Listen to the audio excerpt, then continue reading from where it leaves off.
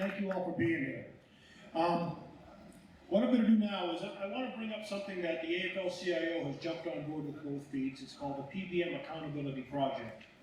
I'm going to talk about it in a minute, but right now I'm going to run a short video. So Coop, if you could run the video.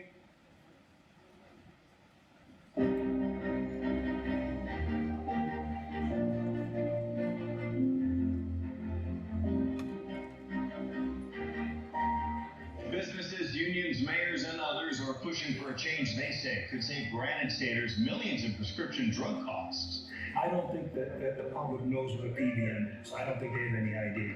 Pharmacy benefit managers, I've not even heard the term before because they're buried in the minutia of healthcare costs.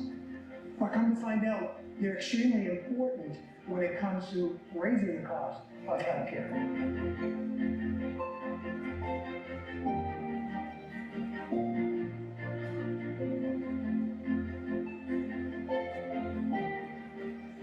Coalition of unrelated people coming together to work in the best interest of everybody is something New Hampshire needs. How often do you get to see labor and management, business and employees, people from all political spectrums come together on an issue? I'm very proud to see this diverse group coming together.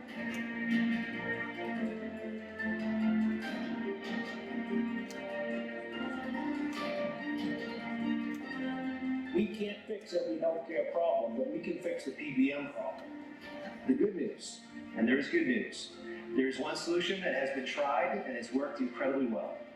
Republicans and Democrats got together in New Jersey and they saved the state more than $1.6 billion.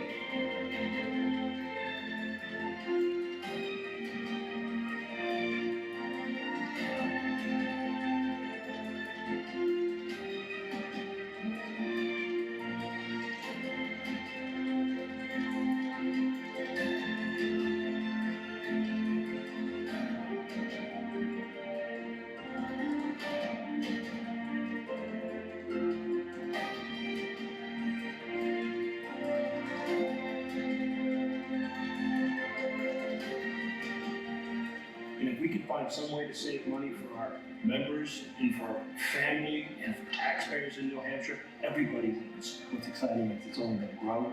I think this is just the first step, and as people do become more aware, I think that they're going to demand action as they should.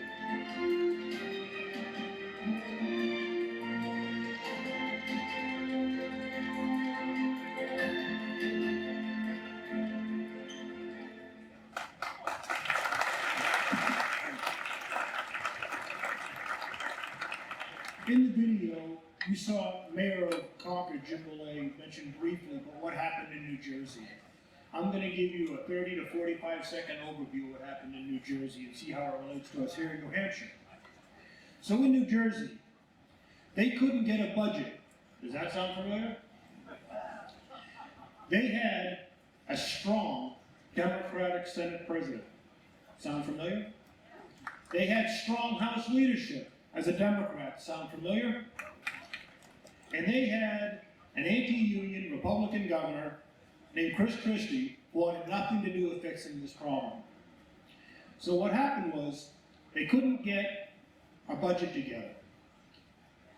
The state employees in New Jersey reached out to a company called America's Agenda, which is a coalition of business, unions, pharmacies, and other groups of advocates. And they did this. The supposition was, what if we, the end user, design a best-in-class contract where we determine the formularies, where we determine the descriptions, where we determine everything in that contract. That contract was written by us. And if any PBM, pharmacy prescription manager, benefit manager, if any PBM wanted to bid on that contract, they had to meet every condition. Every condition. This is free market in its finest sense. And the way it works is this. There is a platform on which every PBM can model a bid for a contract for the end user. Every PBM can go on this platform and model. And it's a beautiful thing because every PBM can see what every other PBM is proposing. They put that model out there for 3 weeks or so, and you go on the platform and you make your best offer. Then we close down the bid. We wait 3 weeks. We reopen the bid and tell them, bid again, and look at what your competitors are doing. We close it down again. We reopen it 3 weeks later for the third time, and we say, now bid. In New Jersey, that process saved $1.6 billion in taxpayer money.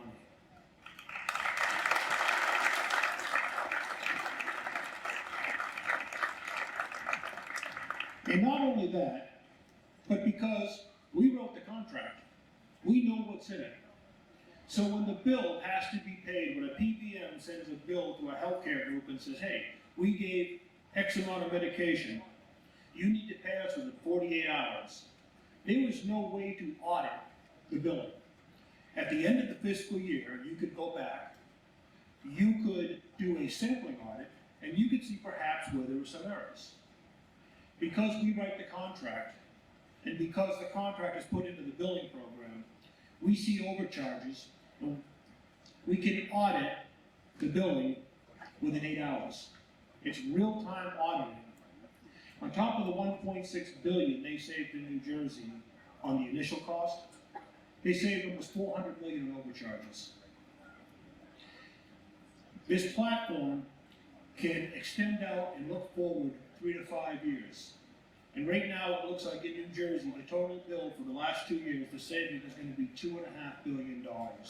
That's significant, it's real money, and here in New Hampshire, we need to look at a way to save money, especially in the cost of healthcare. So this is a grassroots effort.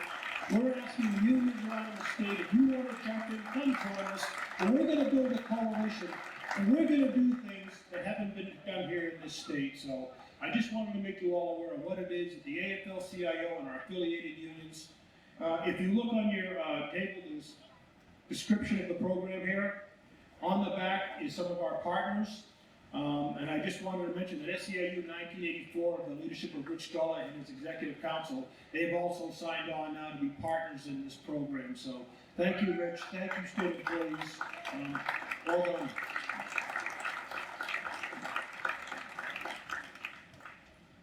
Well, there were a couple of reasons why the PBM Accountability Program landed here in New Hampshire.